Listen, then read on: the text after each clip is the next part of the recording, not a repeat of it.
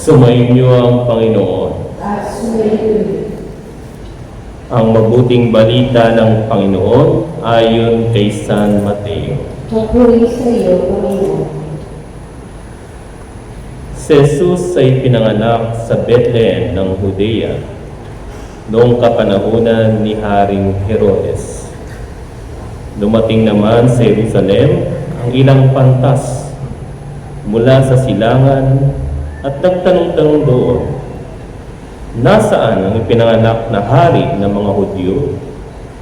Nakita namin sa silangan ang kanyang tala at naparito kami upang sambahin siya. Nang mabalita nito ni Haring Herodes, siya'y naligalig. Gayon din ang buong Jerusalem.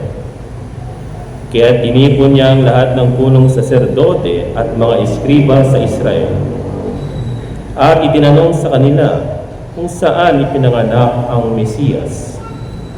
Sa Bethlehem po ng Judea, tugon nila.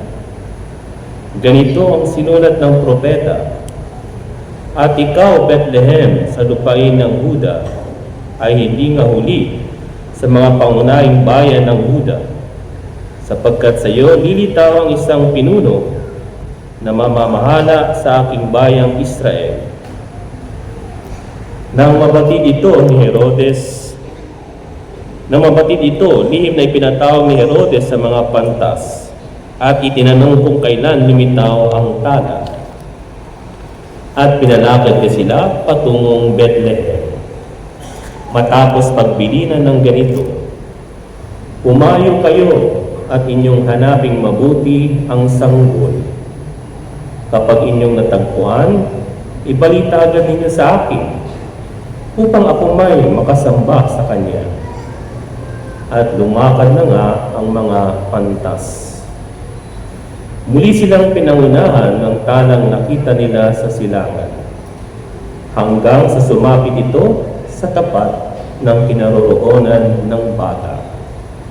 Gayon na lamang ang galak ng mga pantas nang makita ang tala. Pagpasok sa bahay, nakita nila ang bata sa piling ng kanyang inang si Maria. Lumapit sila at nagpatira pa at sinamba ang bata. Binuksan nila ang kanilang mga sisidlan at inihandog sa kanya ang dala nilang ginto, kamanyang at mira. Nang sila'y pabalik na, sinabi sa kanila ng Diyos sa pamamagitan ng panaginip na huwag na silang babalik kay Herodes. Kaya nag-iba na sila ng daan pauwi. Ang mabuting balita ng Panginoon. Pinupuri ka namin, Panginoong Jesucristo.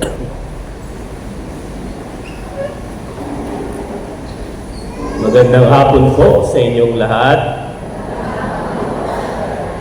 Magandang hapon sa inyong lahat. Ayan. Batiin mo yung katabi, sabihin mo, Happy New Year. Ayan. Tayo ay, at pwede pa rin sabihin Merry Christmas kasi hindi pa rin tapos ang panahon ng Kapaskuhan. No? Meron pong isang dayuhan na bumisita sa Pilipinas, ang nasarapan doon sa mangga sa Luneta. At dahil hindi siya marunong magtagalog, no, paslang yung kanyang pagsasalita. Sabi niya, "Hey ma'am, magkano ang mangga?" What? Sabi nung nung tindero. Pero sa totoo lang, hindi rin marunong mag-English yung tindero. No? How much is the mango? So sabi nung tindera ng mangga, sabi niya, "One way." What? One way? What do you mean one way? Sabi niya, 100, understand? Kaya pala, one way, 100. Tama nga naman, di ba? Pag tinagalan mo yung one way, 100. Pero kidding aside, no, may isang mga katikista ang nagbibiruan, no, na tinanong nila yung mga bata. Sabi nila, okay class, sino yung tatlong pantas? Ayan, no? So may tumaas, ma'am. Oh, anong pangalan ng tatlong pantas na punta kay Lord? Ayan, makikita natin sa bilid, no? Tito Vic and Joey, ma'am. Hindi. No, taas mo isa. Ma'am, ano? Jim, Danny, at Buboy, ma'am. Sino yun? Apuhay, King Society. Hindi. Mga hari sila. So, nag-isip yung mga bata. Hari. Tumaas yung isa. Si Pedro. Ako, ma'am, alam ko mga hari sila. Oh, anong pangalan nila? Burger King, Tapa King, Chow King. Sabi ng teacher, wala talaga, no? Bagsak kayo lahat, no? Hindi kayo papasa, no? Pero sa totoo lang po, no? Napaka-importante ng role na ginampanan nitong tatlong pantas na hari sa ating Ebanghelyo. At i-compare natin silang tatlo kay Herodes. Tingnan muna natin ang background ng mga pantas. Una sa lahat, ayon sa tradisyon at ayon sa martyrologium. Alam niyo yung martyrologium? Ang martyrologium, yan ang libro ng mga santo sa simbahan. From the time of the apostles hanggang 5th or 4th century. No? At yan ay, of course, ina-update ng simbahan every year. Kaya ang alam nyo, kung titignan mo yung ating kalendaryo, dapat yan, araw-araw may santo. No? Kaya lang, hindi na lang inilalagay kasi ilalagay mo lahat ng mga santo sa isang araw, mapupuno ang kalendaryo. No? So dun po sa kalendaryo ng simbahan, sa martyrologium, nandun yung pangalan nitong tatlong pantas. At dahil, sabi ko nga kanina rin, sa misa ko sa Little Baguio at sa Sanana, no?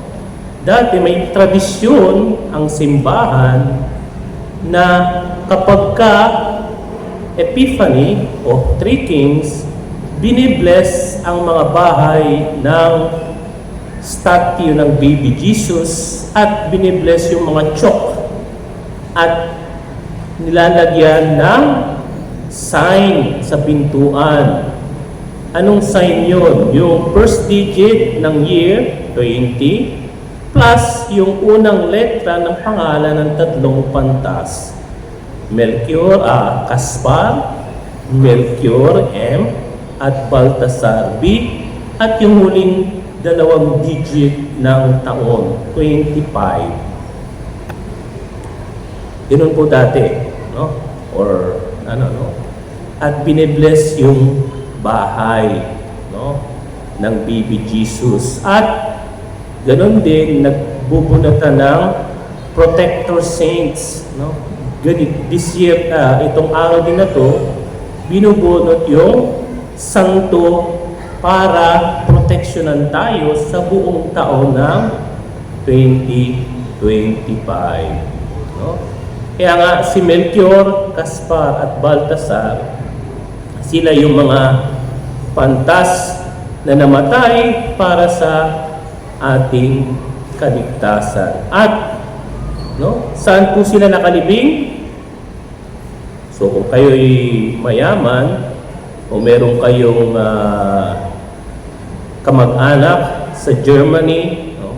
Sa Germany po, sa Cologne, sa katedral doon, nandoon nakalibing itong tatlong pantas. Si Melchior, San Melchior, San Baltasar, at San Baltasar. Mga santo po sila. At sila ay mga tinatawag na astronomers. Hindi po siguro word na astrology. Kasi sa ating ngayon, dati, ang pag sinabi mong astrology, yun yung mga nag-aaral ng mga stars, no?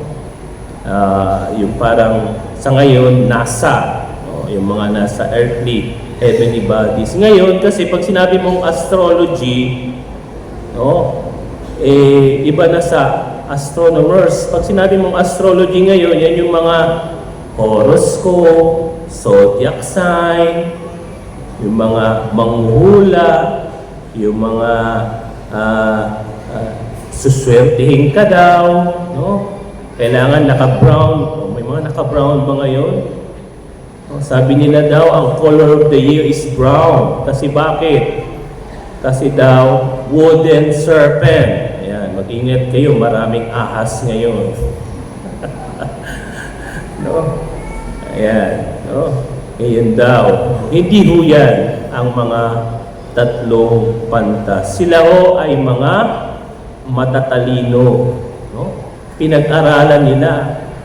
Kaya nga nalaman nila yung tala, yung between, saan ito pupunta.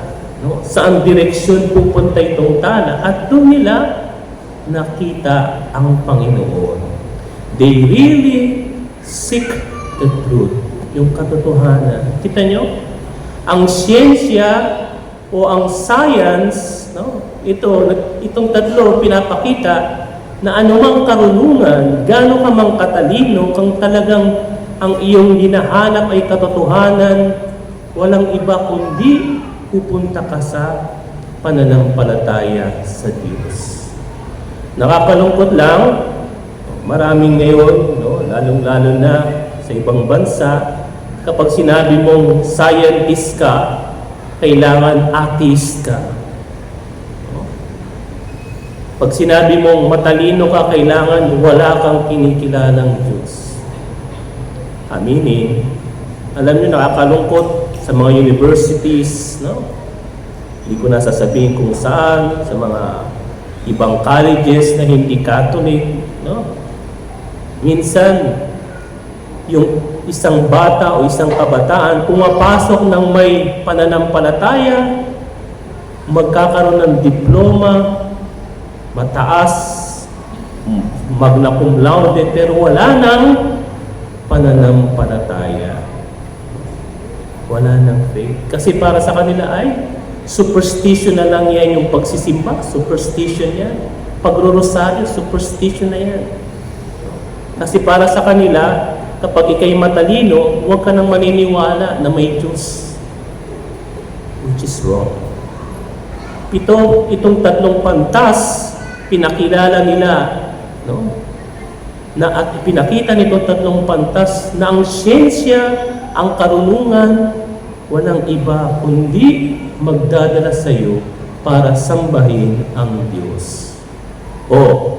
Lumipat tayo kay Herodes. Tarararang. Tapos na tayo sa tatlong pantas. Si Herodes, kilala niyo ba si Herodes dito sa Ebanghelyo? Hindi ho siya yung nag-ano kay Jesus nung siya'y papako sa krus nila. Si Herodes ay hindi naman talaga nasa linya ng mga hari. Si Herodes, kaya lang siya naging hari. Alam niyo kung paano naging hari si Herodes? Mangingilabot kayo sa kanyang ginawa. Kasi si Herodes, kaya lang siya naging hari dahil nakasal siya sa asawa niya na galing sa may dugong bughaw. No? At para may secure ni Herodes na siya ang maging hari, alam niyo yung ginawa niya? Para maging hari siya, para siya talagang sumunod, ipinapatay niya lahat ng kapatid at kamag-anak ng kanyang asawa para mapasa kanya ang kaharian ng Huda. Kita niyo kung gaano kalupit itong Herodes na ito. Kaya Herodes talaga. No? hindi niya pinatawad. No? Siguro kahit yung pinanganak pa lang, no? Kita niyo nga, no? Bakit sinabihan ng Diyos yung tatlo na huwag bumalik sa Kanya? No? Kasi alam ng Diyos ang gagawin ni Herodes pag bumalik yung tatlong pantas. Inimagine niyo ba ang gagawin ni Herodes? Kung yung tatlong pantas bumalik kay Herodes, patay sila. Papatayin sila ni Herodes. Kunwari lang, sasabihin niya, "Uy, bumalik kayo sa akin para sambahin." Hindi totoo yun. Bakit? Kasi nung hindi bumalik yung tatlong pantas, anong ginawa ni Herodes? Di ba? Yung sineselebrate natin after Christmas. Christmas ba yun? No? 27. Pinapatay niya yung mga inosenteng sanggol. No? Pinapatay niya. Wala siyang puso na ipapatay kahit yung mga inosenteng bata para lang ma-secure yung kanyang kapangyarihan. No? Kita ninyo kung gaano kasakim, kawalang puso itong si Herodes. No? At mga kapatid, no? Ayan yung dalawang mukha na ipinakita sa atin ng Ebanghelyo ngayon. Itong mga tatlong pantas at itong si Herodes. Malaki ang pagkakaiba nila. Itong isa, si Herodes, ayaw niya, natatakot siya na mawala sa kanya yung kapangyarihan, yung authority. Kaya nababahala siya. Dahil ang iniisip lang niya ay yung kanyang sarili. No? At wala siyang pakialam sa iba. Samantalang yung tatlong pantas, si San Melchior, Gaspar at Baltasar, anong iniisip nila? Ang kabutihan ng lahat. At hindi lang yun. No? Bagamat taga-ibang bansa sila, no? Nagdala sila ng regalo sa Diyos. Nagbigay sila sa Panginoon. Kaya nga, tayo rin, no? Piliin natin itong tatlong pantas. No? Piliin natin magbigay ng regalo at maging regalo sa ating kapwa. No? Yun, no? Sana sa taong itong 2025, no? Ngayong New Year 2025, ang ating buhay ay maging regalo natin sa lahat, sa ating kapwa, sa ating pamilya. Naalala ko, may kinakanta noon sa simbahan. No? English nga lang. No?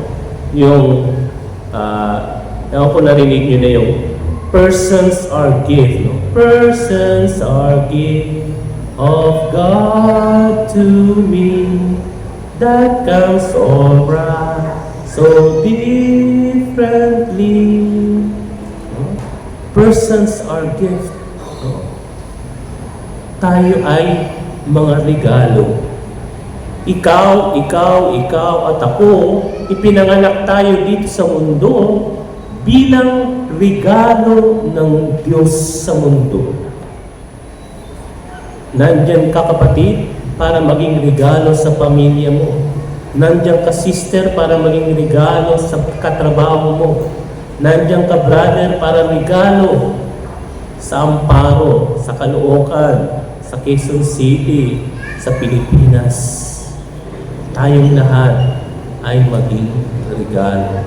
At bilang regalo, no, tayo ay hindi para sa atin, kundi para sa ating kapwa. No? Huwag nating gayahin si Herodes na ang iniisip lang niya ay yung kanyang sariling kapakanan. Alam nyo, kapag naging Herodes kayo sa taong 2025 ay hindi kayo magtatagal. No? Baka kakanta kayo, and now the end is near. No? O kaya maging kanta ninyo, no? Kapag kinaya niyo si Herodes. Kaya sana gayahin natin itong tatlong pantas, no? Na si Melchior, Gaspar, at Baltasar, na tayo, hindi man tayo makapagbigay ng mga material na bagay, tayo mismo, ikaw at ako, tayo mismo maging regalo sa ating pamilya, sa ating bayan, sa ating simbahan, sa ating parokya, araw-araw.